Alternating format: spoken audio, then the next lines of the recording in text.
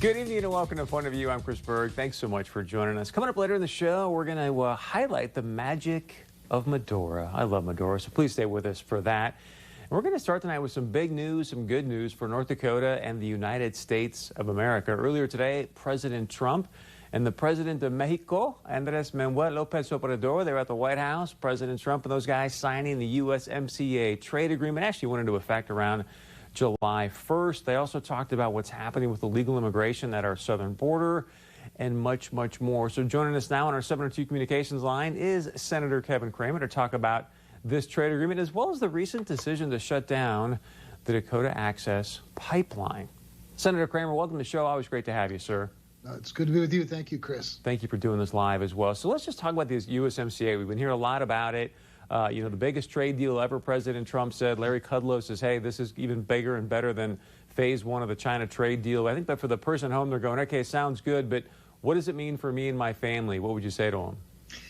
Well, for North Dakotans, for example, the increase in ag exports is expected to be over between $2 and $2.5 billion a year. So that's a pretty substantial amount. North Dakota, of course, Canada and Mexico are two top trading partners. Canada by far the biggest. I think the last year we have a full year of records for it. North Dakota sold about $7 billion worth of product in Mexico, in Canada, I'm sorry.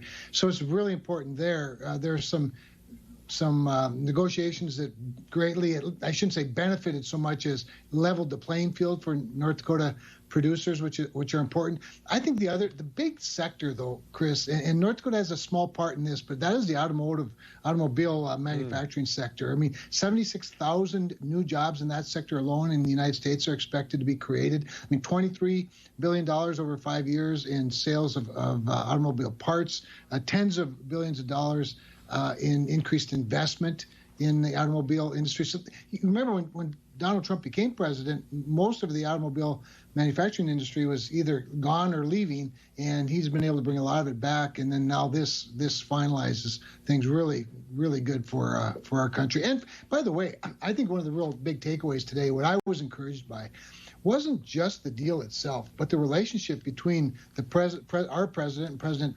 López Obrador.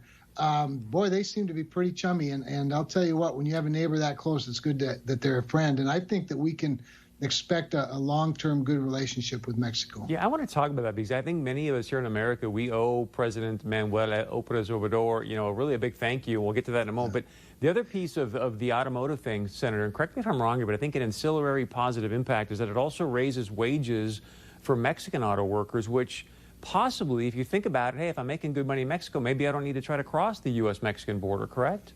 Really important point, Chris. And oftentimes it's intuitive for us to say, well, to heck with them. Let's raise the wages here, keep those jobs here, and that's a good thing in and of itself.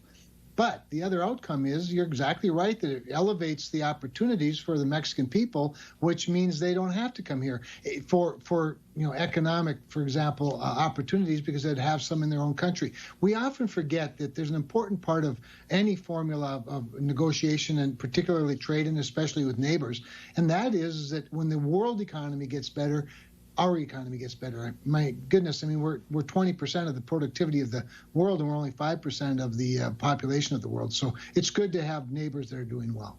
Now, what kind of leverage does this give us with China to move things along in phase one and even put pressure in other areas, would you say? It's a great point. I hadn't thought a lot about that, other than there's a couple things. Right in the USMCA alone, there's an agreement between the three countries of the North American continent that if any of the three start doing deals with China or other non-member countries, that they have to inform the other two countries within 30 days, and there has to be a 3-month cooling off period. In other words, we're all stronger together in leveraging the relationship with China. The other thing it does is, China's always looking for weak links in relationships, yes, and they step into those voids. Now, a lot of that's been focused in Africa, a lot of it in South America, but you have a developing country like Mexico, which is a third world country, there's some vulnerabilities there. So the generosity and largesse of China and their role geopolitically cannot be overstated, and it can't be ignored. One quick thing that I do want to say thank you to President AMLO is the fact that many people don't realize that illegal immigration at our border is way down. I know you ran on that, and a big part of that is because he created that National Guard in Mexico with 25,000 people. Just the latest that you know what's happening with the wall and illegal immigration.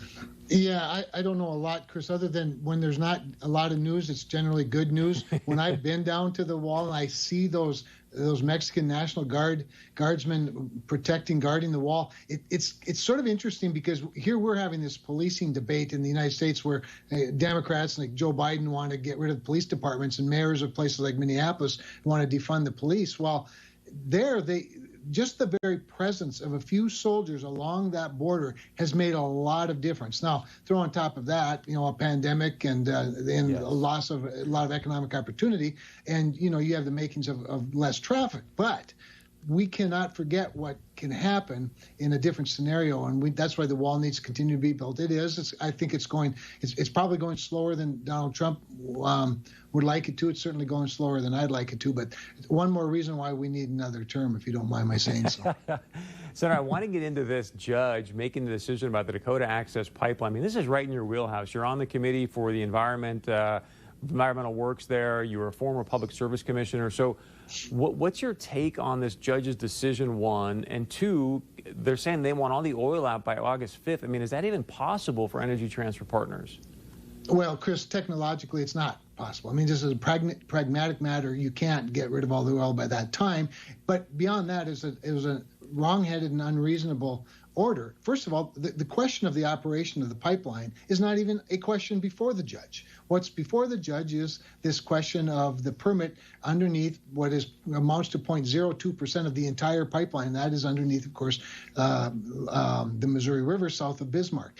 But what's peculiar about this Judge Boasberg, is he issued an order really on the same topic of whether a pipeline should cease operation during the course production of at the time, it was a supplemental to their environmental assessment. Remember, this is a debate about, is an environmental assessment adequate, or in this case, now the judge says, no, they need a full-blown environmental impact statement. Well, this question was before him 3 years ago. And he concluded then that the pipeline should remain in operation, and he had a finding in his order that said the Corps has largely complied with the NEPA requirements. And in that same order, he said that in 2017, the lengthy procedural history of this case shows, moreover, that there has been nothing hasty about the Corps' decision-making thus far. In other words, and by the way, that was only supposed to take 6 months, and it took about twice that long. Now he's saying you've got to do an entire EIS, which is a minimum 13-month, more likely 2 years or more process. All the while, he has all the evidence he should need, and that the pipeline has been operating safely for 3 years. And it would be a devastating blow to North Dakota's economy, to the movement of 500 to 600,000 barrels of oil per day from the Bakken, and it reignites all the usual questions. Think of this, Chris, in a $40 per barrel WTI environment that we're in today. That means that the Bakken's already discounted as a result of our transportation costs. Add another $10 per barrel to the transportation costs when you have to shift from moving it from the DAPL to rail, add at least double the environmental impact due to emissions and the safety factor for towns and traffic. It's the most nonsensical thing in the world. And frankly, I think obviously an appeal has already been filed. He is denied reconsideration. It'll now go to the D.C. Circuit Court of Appeals. But remember, the D.C. Circuit Court of Appeals, Chris, is where the judge wars began in 2013. Yes. I was a freshman House member when Senator Harry Reid and his Democratic majority at the time decided to pack the D.C. Circuit Court of Appeals exactly for things like this, because they didn't have a strong enough majority on the court, so they added members to the court, worked around the clock through Christmas Eve, and the Democrats all voted lockstep after he changed the rules from a 60 vote to a 50 vote majority. And now here we are as North Dakotans dealing with that really bad decision back then. Senator, I've got 2 minutes. I got two things I really want you to touch on. And one is this. Think about this for a moment. This judge is making a decision where he's saying that the Army Corps of Engineers didn't, so it's a government entity, right, which is now forcing a private industry to shut down. I want you to just talk for 60 seconds. I got one more question, but the shiver that sends down private industry spines going, wait a second, I thought the government complied. That's not on me. You're going to shut me down. Well, this is why, Chris, the Department of Justice also needs to get involved in this. They need to defend the U.S. Army Corps of Engineers. It can't just be in Energy Transfer Partners, but it is a shiver down the spine because not only, it's not just this pipeline, you have this very same week, the Atlantic Coast Pipeline has been shut down as a result of similar tactics.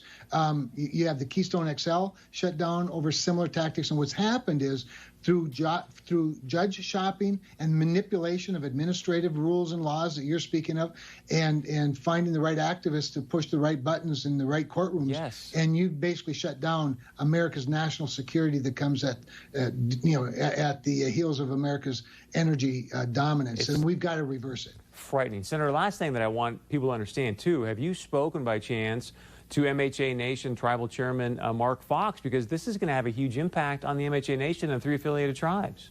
I have not talked to Mark as of yet, but I hope to reach out to him and talk to him soon.